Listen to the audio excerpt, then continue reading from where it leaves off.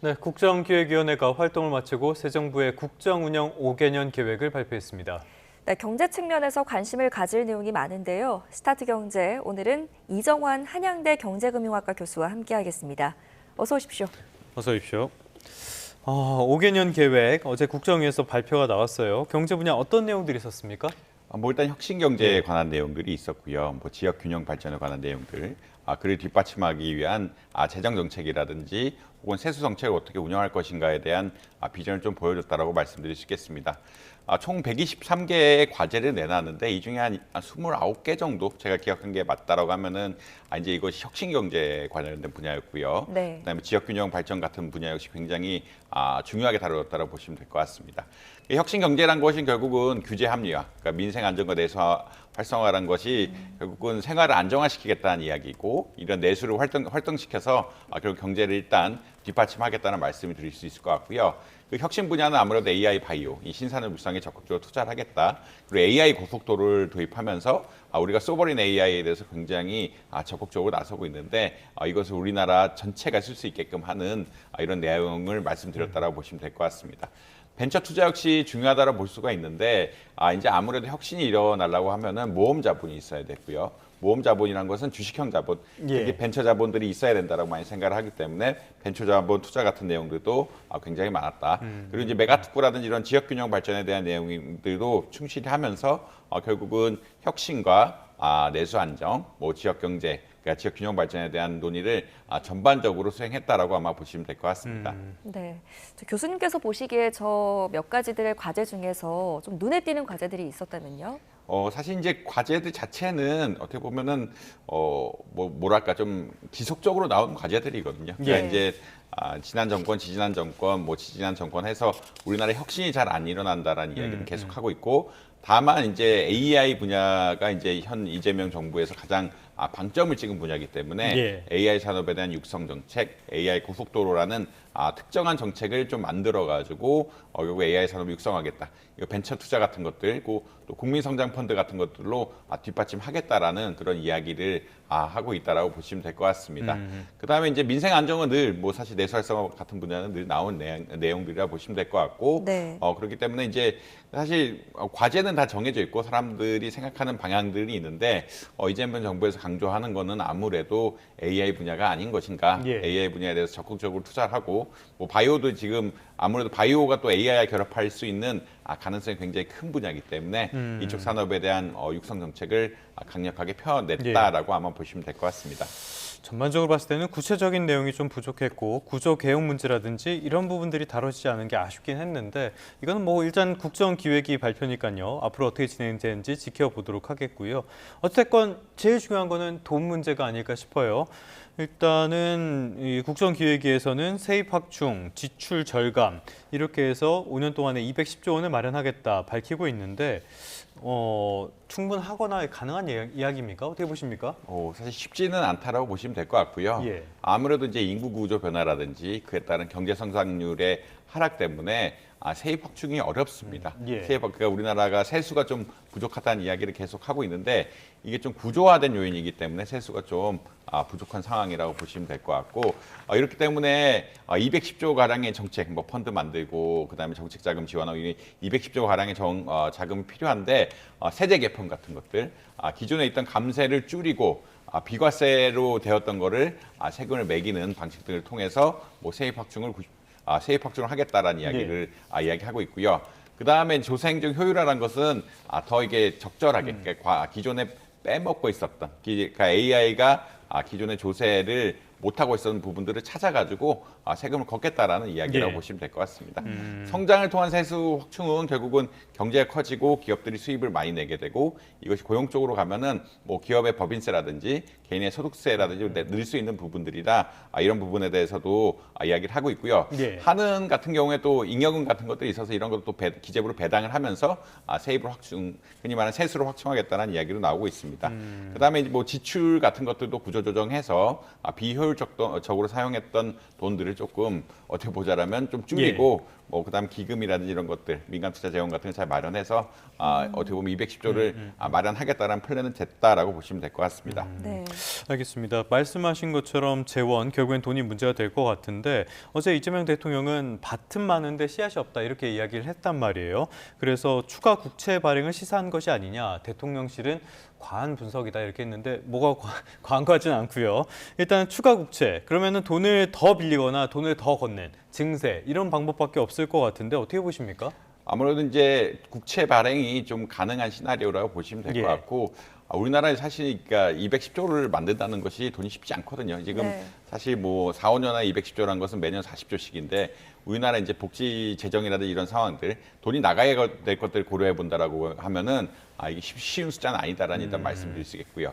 그렇다는 얘기는 씨앗이 부족하다는 얘기는 AI가 현 정부에서는 AI 성장이 잘 된다라고 그러면 이게 선순환 구조를 만들면서 경제 성장도 도모할 수 있는 이런 툴로 보고 있거든요. 그렇기 때문에 성장을 통한 세수 확충이라는 이야기가 나오고 있는데 이 AI 성장을 하려고 하면은 시드머니들이 많이 필요하고 시드머니들이라든지 이런 것들 정부가 적극적으로 제공을 하겠다라는 약간의 그런 메시지가 있는 것이 아니냐라는 그런 정도의 생각을 가지고 있습니다. 특히나 이제 민생 안정에 대한 이야기도 계속 나오고 있거든요. 결국은 국내 수요가 있어야 AI 산업도 발전하는 이런 양상들이기 때문에 국내 수요, 그러니까 국내 소비를 늘리기 위해서도 개정을 쓰지 않을까라는 약간의 뉘앙스 정도는 있는 것 같다라고 개인적으로 생각하고 있습니다. 네.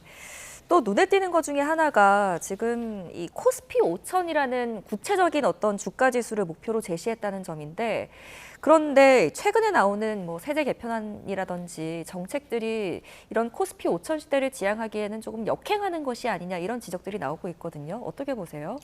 사실 이제 코스피 5천을 가기 위해서는 이제 3천을 빨리 넘고 4천도 빨리 넘고 이렇게 가야 되는데 뭐 지금 3,200대에서 좀 횡보하고 있습니다. 이 횡보가 시작된 것은 아무래도 양도세에 대한 이야기, 양도세를 어떻게 보면 양도세 범위를 확대하겠다, 양도세 과세를 더하겠다는 이야기가 나오면서 좀 어떻게 보자라면 이제 이 이재명 정부의 어떠한 뭐 흔히 말하는 주가 상승 의지가 진짜 있는 것이냐에 대해서 좀 사람들이 회의감을 가지기 시작했다라고 보시면 될 것 같고요. 그러니까 사람들이 생각하는 것은 주가를 올리기 위해서 모든 것을 다 해야 되는데 이 양도세 정책 같은 것들은 사실은 주식을 거래하는 사람들에 대해서 세금을 늘리는 정책들이고 주식을 팔게끔 할 수도 있는 정책이기 때문에 특히나 이제 12월 전에 양도세 회피하기 위해서 주식을 투매할 수도 있는 이런 정책이기 때문에 굉장히 좀 어떻게 우려가 심하다라고 보시면 될 것 같습니다. 결국은 뭔가 기조를 가지고 있으면 모든 정책들이 일관되게 가야 되는데 양도세라는 세제 측면에서는 지금 세금이 좀 부족하기 때문에 어떻게 보면 과세 차원에서 혹은 과세 형평성이랑 공평성이라고 이야기하는데 좀 많이 번 사람들에게 세금을 걷게 하는 쪽으로 가고 있는데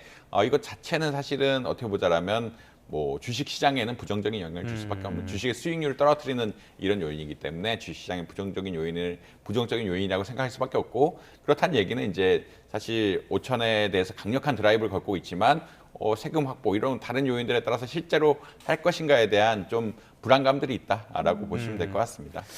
투자자 반발이 있다고 우왕좌왕하는 모습을 계속 보여준다면은 시장의 불확실성은 해소될 리가 없겠죠.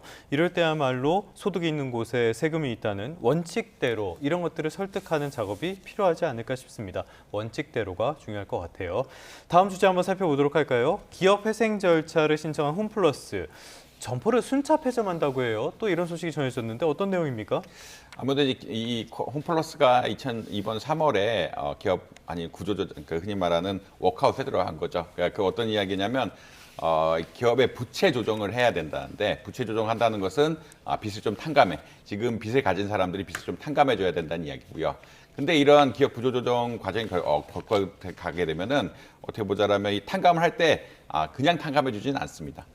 흔히 말하는 부채를 가진 사람들이 자구 노력을 해라라고 이야기하고 있거든요. 자구 노력을 해야 우리가 빚을 깎아주면서 어떻게 보면은 미래에 기업을 살릴 수 있는 이런 상황을 만들겠다라는 그런 의지라고 보시면 될 것 같고요. 근데 이제 지금 나오는 가장 큰 대안이 임대료를 그러니까 이제 홈플러스가 결국 부도 상태에 들어갔으니까 임대료를 좀 깎아달라라는 그런 메시지를 보냈다라고 했는데 이제 임대료를 깎아주지 않는 업장이죠. 그러니까 점포에 대해서는 15개 가량은 이제 사실 협상이 안 되기 때문에 더 이상 운영할 수가 없고 그렇다면 이것을 축소해야 되는 것이 아니냐라는 이야기가 나오고 있다라고 아마 보시면 될 것 같습니다. 결국은 이게 비용 절감이라고 보시면 될 것 같고 이 비용 절감에 있어서 협의가 잘 되면은 계속 운영을 할 텐데 지금 뭐 듣기로는 뭐 30%에서 50% 정도 임대료를 깎아달라고 이야기를 하고 있는데 이런 거 진행이 안 된다고 하면은 아무래도 이제 홈플러스 입장에서는 점포를 폐쇄하는 수순으로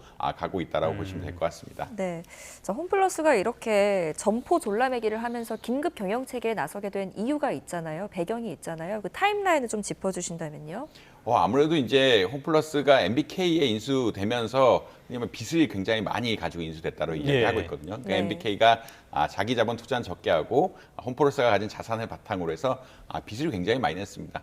빚을 굉장히 많이 낸다는 상황은 어떤 거냐면 홈플러스가 경영이 잘 되면은 수익을 흔히 MBK가 굉장히 많이 챙겨갈 수가 있는데 경영이 잘 안 되면은 이제 빚을 갚느라 허덕이면서 투자도 못하고 이런 상황들이 발생할 수 있는 이런 시스템이라고 보시면 될 것 같고요. 그렇기 때문에 사실 이제 이 또 시장이 많이 변하지 않았습니까? 이런 유통시장이라는 것이 오프라인에서 온라인으로 변하게 되고 이마트라든지 롯데의 경쟁에서 홈플러스가 좀 밀리다 보니까 지속적으로 영업이익 손실들이 발생했다라고 보시면 될 것 같고 영업이익 손실이 발생한다는 것은 회사에 돈이 자꾸 없어진다는 얘기인데 돈이 없어지면 부채를 못 갚게 되고요. 부채를 못 갚게 되는 이런 상황에서 결국은 일종의 기업의 부도를 선언하고 우리 빚을 탕감해줘라라고 이야기하고 있는 이런 상황들이다. 그게 2024 이번 올해 2025년 3월에 발생할 일이라고 아마 이해하시면 될 것 같습니다. 조금 전에 MBK 파트너스 인수를 말씀해 주셨는데 마이클 병주 김병주 회장의 이름을 딴 사모펀드죠. 이 MBK 파트너스에 대한 비판이 굉장히 큽니다. 지금 행동을 보면은 우리가 손실 감수한다고 했잖아. 그럼 우리 할 일은 다 했다. 이런 식의 반응인 것 같거든요. 그러다 보니까 약탈적인 사모펀드라는 비판의 목소리도 클 것 같은데 어떻게 보십니까? 이게 금융시장에 사실은 모범적인 기준이라는 게 있죠. 뭐든지 어떻게 보자라면은 우리가 사모펀드라면 어떻게 역할을 해야 된다라는 그런 생각이 있습니다. 사모펀드라는 것이 펀드이기 때문에 투자자들에게 수익을 줘야 되는 것은 당연히 맞는데 자본시장에서 순기능을 하려고 하면은 그에 걸맞는 책임과 역할을 해야 되거든요. 그에 걸맞는 책임과 역할이란 것은 아무래도 기업 경영을 정확하게 하고 투자자보다는 경영을 통해서 기업의 밸류를 높이는 것에 원칙적인 것에 집중을 하면서 우리가 흔히 말하는 구조조정, 기업의 구조조정을 도와주는 역할을 하는 것이 사모펀드거든요. 왜냐하면 은행 같은 금융기관들은 이렇게 큰 업체에 대해 살 수 있는 돈을 제공하기 어렵습니다. 왜냐하면 기업별로 한도가 있기 때문에 어렵기 때문에 이런 사모펀드가 기업의 구조조정에 들어가서 경영 효율화하고 미래 비전을 만들고 투자 계획 같은 것들을 적극적으로 늘리면서 이제 기업을 성장시키고 밸류를 늘리는 이런 작업들이 필요한데 그런 것들을 요새 잘 못하는 것이 아니냐. 그러니까 지나치게 그러니까 그 MBK 투자한 사람들을 위해서만 일하는 것이 아니냐라는 그런 어떠한 인식들이 조금 형성되고 있는 건 사실이다라고 아마 보시면 될 것 같습니다. 문제는 그러니까 이제 틀린 말은 아닌데 원래 자본시장이란 것이 자본시장에서 요구하는 사모펀드에 요구하는 기능들이 분명히 있는데 그런 기능이라든지 기대감은 저버리고 투자자에 대해서 법적인 책임만 지면 된다라는 이야기를 하고 있기 때문에 좀 논란이 되고 있다라고 아마 이해하시면 될 것 같습니다. 네. 지금 마땅한 인수자도 나타나지 않는 상황이기 때문에 추가 폐점까지 시사되고 있는 상황인데 이렇게 되면 유통업계가 좀 얼어붙지 않을까 이런 걱정도 나오거든요. 사실 이제 오프라인 유통업계가 좀 위축되고 있는 상황들이기 때문에 홈플러스를 인수할 업체가 나타나기는 좀 쉽지 않은 상황이다라고 보시면 될 것 같고요. 그렇기 때문에 이제 홈플러스가 폐점을 하게 되면은 또 이 기존의 오프라인 상권들이 또 많이 축소가 되는 이런 상황들이 발생을 할 것이다라고 예측을 하고 있습니다. 그렇다고 해서 이제 이마트라든지 롯데라든지 이런 데서 적극적으로 영업을 할 것이냐 또 그러지는 않을 거라 생각을 하고 있거든요. 왜냐하면 이제 아까 말씀드린 것처럼 오프라인 시장에서 온라인 시장으로 어떻게 보면 마켓 전환, 유통산업의 큰 전환이 계속적으로 일어나고 있기 때문에 공격적인 투자를 통해서 부동산을 매입하거나 부동산 매입을 통해서 아까 말씀드린 새로운 점포를 낸다는 것이 사실 쉽지는 않다라고 아마 이해하시면 될 것 같고 요새는 굉장히 컴플렉스 같은 것들 지어서 사람을 모으고 그 안에 어떤 이런 마트 시설들을 놓는 이런 전략들을 많이 피고 있는데 그런 것이 좀 한정적으로밖에 갈 수가 없다. 예전처럼 모든 그러니까 점포를 널리 만들면서 하는 것들은 오프라인 시장에 좀 적용하기 어렵고 그렇기 때문에 좀 위축될 가능성은 분명히 있다라고 말씀드릴 수 있겠습니다. MBK 파트너스 본인들은 돈을 많이 벌었지만은 망가뜨린 회사가 홈플러스뿐만이 아니죠. 과연 이런 자본이 우리 사회에 필요한지 다시 한번 되돌아보는 시간이 되지 않았나 싶습니다. 지금까지 이정환 한양대학교 경제금융대학 교수와 함께했습니다. 오늘 말씀 고맙습니다.